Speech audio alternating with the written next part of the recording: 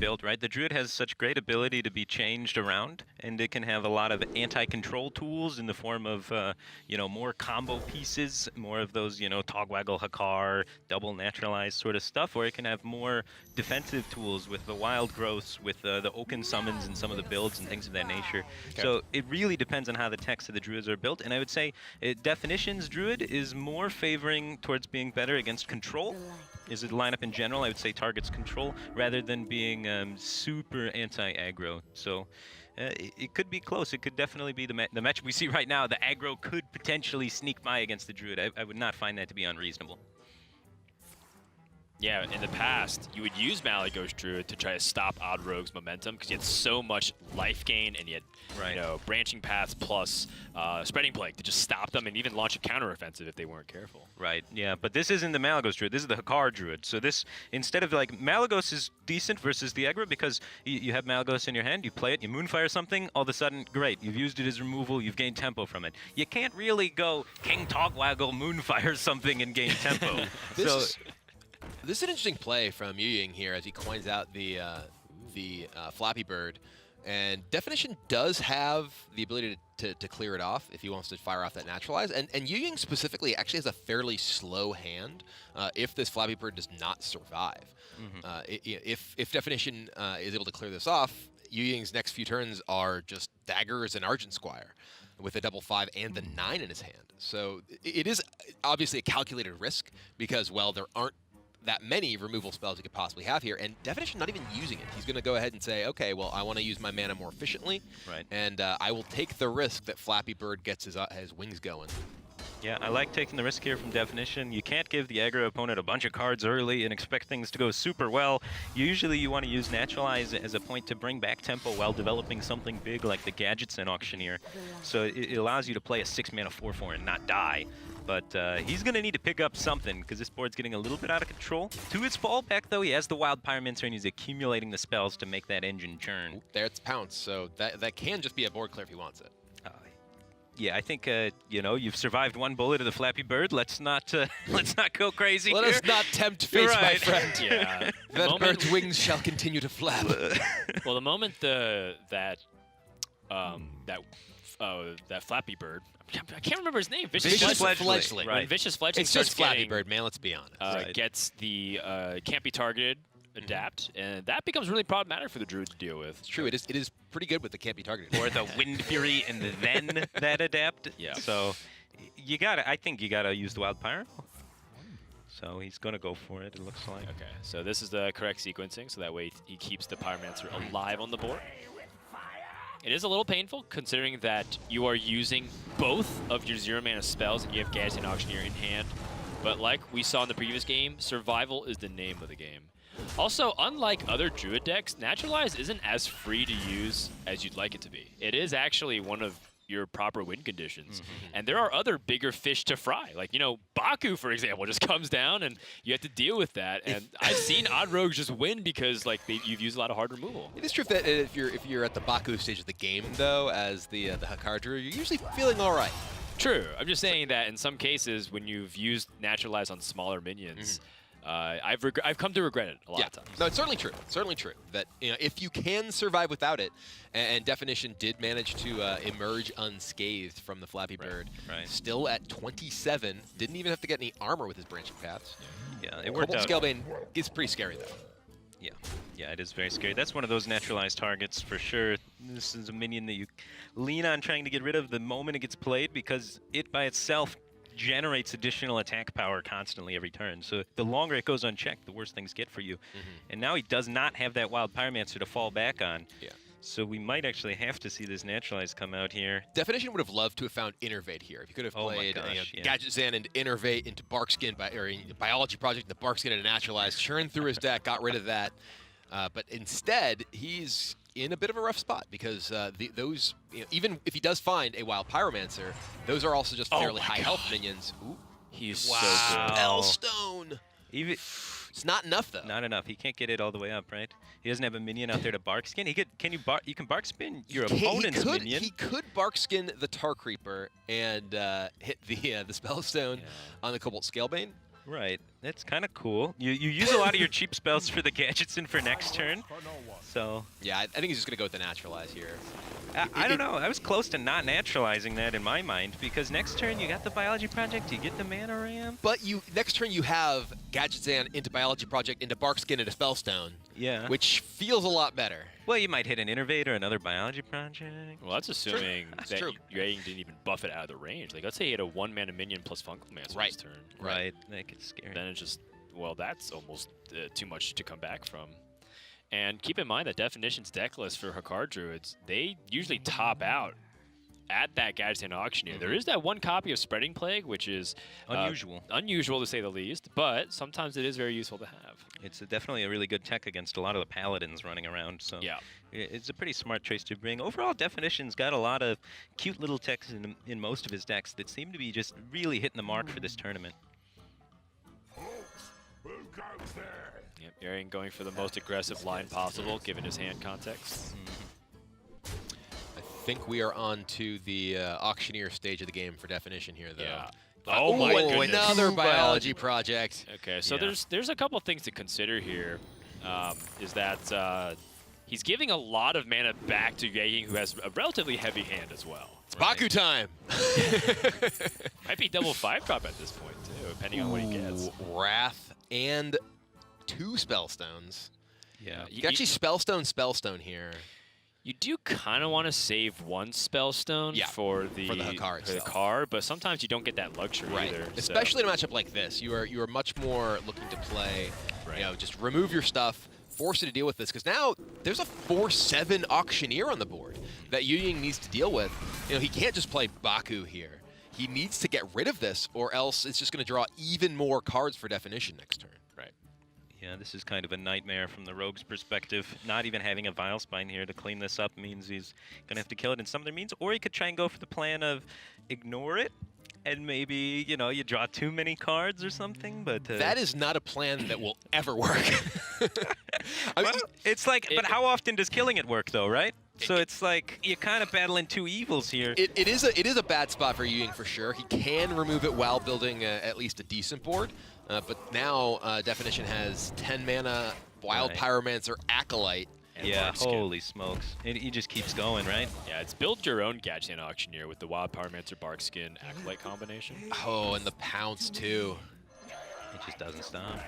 Yeah, in fact, Earthen Scales adds to this. It gets pretty gross pretty fast. And oh my gosh, a second Acolyte of Pain. Are you kidding me? All right, well, let's just see Definition draw his deck, kill all the stuff. Man, this looks like it hurts to be the Rogue player right now. Wow. There's an Innervate, another Innervate. And now we're seeing why this Hakkar Druid deck is, you know, so powerful, even in these matchups against aggressive decks. You know, we're saying, oh, it's crazy this is 50-50, but you're just able to do so much with all of these 0 and 1 cost cards, either with the Auctioneer or with the Wild Pyromancer, that you just churn through your deck and find what you need. Definition has 5 cards left. yueying has 17. Yeah. He can even go for more. He had the opportunity to go for more, but he didn't want to overdraw. Part of the thing about this deck is you can very easily fatigue yourself very deep by accident. So in some ways, what Firebet said was correct in some scenarios. If your opponent has like a really high health Auctioneer and they have like 3 cards left, I've seen Hakkar Druids accidentally kill themselves because they took way too much damage, and then you had like 15 on the board and they didn't account for the fatigue. So it has to be something that Definition is considering. So he did end up sacrificing 1 Acolyte a little bit earlier, but that's okay, because he still needs to play the Hakkar, and because he doesn't have that Spellstone available, he needs that Hakkar to die in a natural way. Not a natural way, not a naturalize. He had to die in organic, fair wage, locally grown way. locally sourced minion death. Yes. I mean, you can also just attack his opponent with a car, you know, 3 times or whatever. Free range Hakkar. Free range Soul Flare. It's really, you know, it's the ethically sourced, Yes. corrupted bloods. Yes. Well, still a lot of damage on the board. But that's where Spreading Plague and Branching Paths can stall. I think now is a time that you feel like you can drop the Hakkar, because you still have an opportunity to cycle through. The key is actually also... He's gonna make a big board. Right. Say, all right, I'm just gonna play normal Druid. Yeah, he's just going to beat him up with 10 mana Hakkar. He's just going to play it as a 10-drop and... Because there's send no 9 to rush the to combo here, right? Right. Ooh, that's kind of interesting. Well, there is the possibility that if Hakkar dies, he still just can King Togwaggle naturalize and then win the next Right. turn. And that is one thing. Myra's is usually a card that you're like, all right, let's go. I'm gonna draw my deck and get burst. But if you're playing a deck that just wants you to have no cards, it's like, okay, you just saved me from having to Togwaggle you. I just saved me 8 mana. I just get to play the Hakkar and kill you if you cast that. Yeah, this Moonfire is actually super clutch. In fact, so is this Rav. I didn't realize how good the removal resources were. And Innervate just using as a coin is still very effective in this spot. And now, if because Baku's like too strong, not only is Definition threatening to end the game next turn, but also he might just die from the natural attack from Hakkar, like you were talking about, Gibbler. Well, this is the Baku on the board. We were saying, when you play Baku, it's rarely going to be good. Now it's just providing a trade for the Hakkar, the locally sourced, organically killed Hakkar. Now, there is one thing to consider, is that if you're holding 10 cards, the Corrupted Blood doesn't work. And Myra's Unstable Element will guarantee that you're holding 10 cards. That is true. So that's very true. He can get rid of the blood from his own deck that way. Yes, he can. He can actually turn this into a fatigue scenario, but then the problem is we take too much damage off the naturalized King Togwaggle. Yeah, he can't just Myra's here. And Myra's trade into Hakkar means that you will know. So what he does is he Blood Knights SI and then Myra's Unstable Element and then draw 10 cards and then Hakkar. But he can't do that. If That's too many mana. If he goes and like kills the Hakkar right now and then plays he's it, putting bloods in his deck. well, but half then the he gets time, destroyed. Half the time he draws it, right? Because he draws 8 cards true. first, and if it's like the 9th or later, he doesn't get it. Right. So it works less than half the time, but he could remove the bloods that way. But then the issue falls is maybe he's just too far behind on board to win from that position. But here, if he doesn't play anything, he can trade and prevent. Yeah, that's what he's going to do. He's got the 10 cards. Play with Fireflies. He can play Fireflies, that's true. So, but the Naturalize is going to start just dealing damage to him naturally. Right, that's the thing, yeah. He can just die to the fatigue. But yeah, this is starting to get wonky. No, actually, well, in this case, you can just... you don't need to even Togwaggle anymore. Well, you can Togwaggle. You get 1 blood, they get 3. They get... I guess not 3, it's 2. It's 2 and a card, yeah. But you're also in a position where yueying can't play anything. And he's going to just die in right. fatigue. He's just going to die to fatigue. Right. This sort of thing can work if you have enough pressure. But now that Definition, he's got Togwaggle, he's got the Naturalize. So he takes 6 damage next turn. Yeah, if he plays any cards, he gets Togwaggled. But you know your opponent has to Togwaggle you when you play cards, and Togwaggle costs mana. So if you can set up a scenario where you're threatening lethal damage without playing a card. Well, no, you wait and then you play the cards all at once to be threatening lethal damage. Whoa, why is he redaggering here instead of going like all in? His last 2 cards are the Corrupted Bloods. So I think this is just lethal now when you 9 just cards, right? Well, you just go Togwaggle, Naturalize, and it should kill your opponent. Because you swap decks with them, and then you force them to draw 2 cards. Oh, yeah, you're right. And Togwaggle Naturalize ends the game right now. So they draw 2 Corrupted Bloods, and then that's 6 damage, putting 4 in, and then they draw again afterwards. Well, he has 9 cards, we can't... Oh, no, you just keep drawing them. You keep drawing. So he would do 3, 6, and then it would put 4 in, so it'd be 4 times 3, so it'd be 12, so it'd be 18 plus the natural 2 ticks of fatigue. Wait, if you go Togwaggle, Naturalize. Yeah, so it's... so it was this is also lethal. First. Sure, either way. Either way it should, because now he's going to draw the Corrupted Blood Right, this puts him into fatigue anyway. Now he just plays the... Well, now he's alive at 3. Really? No, he draws 2 Corrupted Bloods. Never mind. This is exact lethal. Is he just showboating? Yeah, he's so just he has exactly... Wait, he gave him the map! What is he doing? Now he doesn't draw any Corrupted Bloods. Oh my god! The Definition just... Wait a second. Hold on. And then he can swap it back. He can swap the Corrupted. Swap it back. What just happened? All he had to do is switch first, Naturalize, make him draw the Corrupted Bloods. That's the combo of the deck. It kills. Well, but if he switches first, he still has a 10th card. It's the map. So either way, oh, yes, either way. Yes, I'm mistaken. No. So okay, yeah, yes, that's the thing. Because he needs to Togwaggle him. Right. Because he burned it naturally. That's why he daggered as well on the previous turn instead of going all in. It's all coming together. It's all coming together. I caster visioned on that so hard. I apologize. No, it's tough up here, guys. Yeah. So that's actually fairly brilliant from from both yueying. players. Yeah. And we just have no idea what's going on. That was cool. Definition loses? I believe Definition does lose now. Are you serious? That was cool. And it was. I mean, we were talking about using 5, Myras to 8, block it. 10, Yeah. 16. He Yeah, just he's did it in dead. a super smart way. Are you serious? Wow. That is unbelievable. This is one of the coolest ways I've seen a player win at a championship. Yeah, that is a beautiful From an performance. unwinnable spot to a Clearly was winnable. very winnable Not by spot. us. By him. Yeah. Not by Yeah, us. I would have messed that up for sure. Holy smoke. But yeah, I mean, Yeah.